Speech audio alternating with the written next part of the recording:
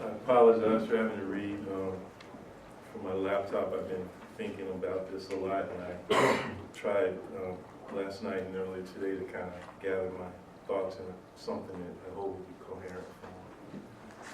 The idea and ideal and reality of racial military domination, whose most vulgar and vicious protocols are in a kind of eclipse that is only properly understood as a kind of dissemination, but whose effects, the very order that it brings into a retroactively conferred sacred existence, remain as the afterlife of sovereignty in the regime of biopolitics, is emphatically and boisterously alive in the state of Israel and in the territories it occupies. And it is perhaps reference to this idea or ideal, to its continuing necessity for already existing power, that helps us to explain why settler colonialism in this instance is called almost everything but that in official media and intellectual culture. This discursive exception turns out to be a reservoir for the sovereign exception. It is as if the essence of sovereignty remains available as long as it is manifest somewhere as a kind of exemplary remainder. Just because biopolitical containment often seems to liquidate the alternative, it's important to note how the assertion of the right of death and the power over life still must make its presence felt as a precondition of a liquidation of the very possibility of an alternative. One way to think about all this is to begin with the axiom that Israel has been thrust into, only partly by way of its own having volunteered for, the role of the exemplary remainder of sovereignty, after its having taken the form of military racial domination. The exemplary remainder of sovereignty is constrained, among other things, constantly to claim a kind of exemption that accompanies its enactment of exception. The state that constantly asserts its right to exist, its right to have its right to exist constantly recognized by the very ones upon whom that right is built and brutally exercised. That is the one who bears the standard for the right of every other state so to exist and to behave. Such behavior is always ultimately the exercise of the right of death and the power over life that now constitutes the residue of sovereignty in the biopolitical regime. Insofar as the U.S. is itself also a settler colonial regime whose very essence and protocols are military racist domination, it shares this urge and this claim at a visceral level. But make no mistake, the state form in its various stages of biopolitical development always shares this impulse. What's at stake precisely are the stakes any state shares in Israel's right to exist, in the residue of sovereignty in the biopolitical, in the traces of it that will have been born in any state or two-state solution anywhere.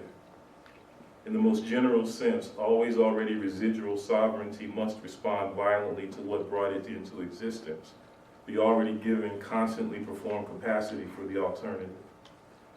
The alternative is under duress. It must continually be refreshed and rediscovered. This might very well be to say that the alternative must always be under duress. I'm here in the name of the alternative, whose refreshment is in the anti-national international.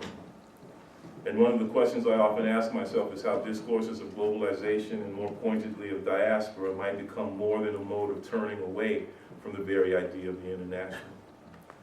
I've been dwelling in a way that is, I recognize, quite problematic on this question, which is a question for Black studies and for ethnic studies, that is concerned with what the boycott of Israeli academic and cultural institutions might mean for them. For me, the justification of the boycott is quite simple. The victims of sovereign brutality have come to an overwhelming consensus in the very shadow of the state or two-state solution, whose force is redoubled in the way it looms and recedes, that boycott is the most immediate form of international support that they require. To be in solidarity with them is to enact and support the boycott. However, the significance of the boycott is a matter for me that has been a bit more difficult to think through.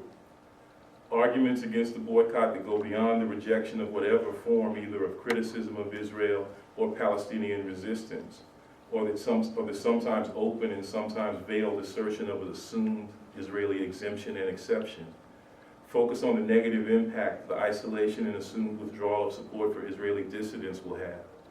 Already a morally obtuse argument insofar as it shifts our primary political and ethical concerns away from the actual victims of state violence. Nevertheless, for me, much of the significance of the boycott has to do with what it might help to make possible precisely for those supporters of the Palestinians, where support here denotes whatever operates in conjunction with, but also and necessarily in excess of criticism of Israel. The critique of Israel, however necessary and justified, seems to me not to be the equivalent of solidarity with Palestine.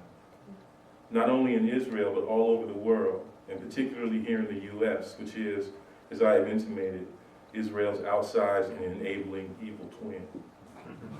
It seems to me that the boycott can help to instantiate or to refresh the alternative here, in a moment when it is under a new and unprecedented form of duress.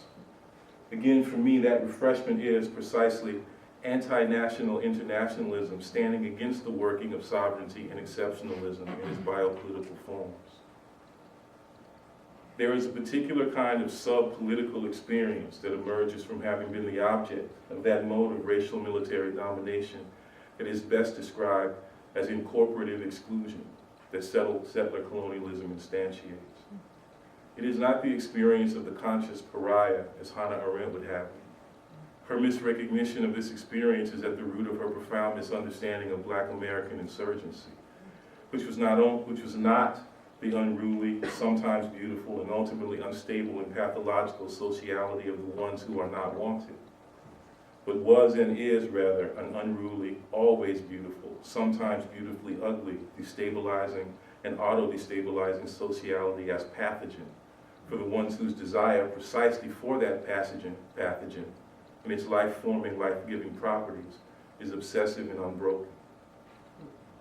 There is a more than political, anti-political experience of the ones who are brutally and viciously wanted, to which anyone who has any interest whatsoever in the very idea of another way of being in the world must constantly renew their own ethical and intellectual relation.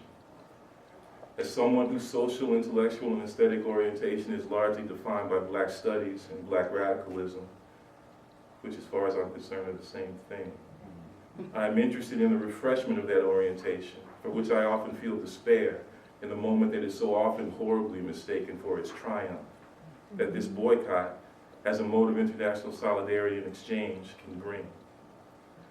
I think that anyone who shares this orientation in its broadest sense, under whatever of its local habitations and names, in Palestine, in the state of Israel, or wherever else, simply must be attuned to the necessity and to this specific possibility of refreshment. Selfishly, I'm interested in how this boycott might provide us with some experiential and theoretical resources that help to renew a certain affective, extra-political sociality that help to form a new international of alternative feelings. So that in the end, my remarks so far have been nothing other than a kind of long-winded preface to an apology to Palestinians for the fact that in the end, the boycott might very well do more for us than it does for you. Precisely in its allowing us to be in solidarity with you, and with that richness impossibly developed in dispossession and deprivation that comprises the social and theoretical resources of Palestinian life. In this sense, the apology is augmented by gratitude for the chance that your call for solidarity, which is in my mind itself an act of solidarity, provides.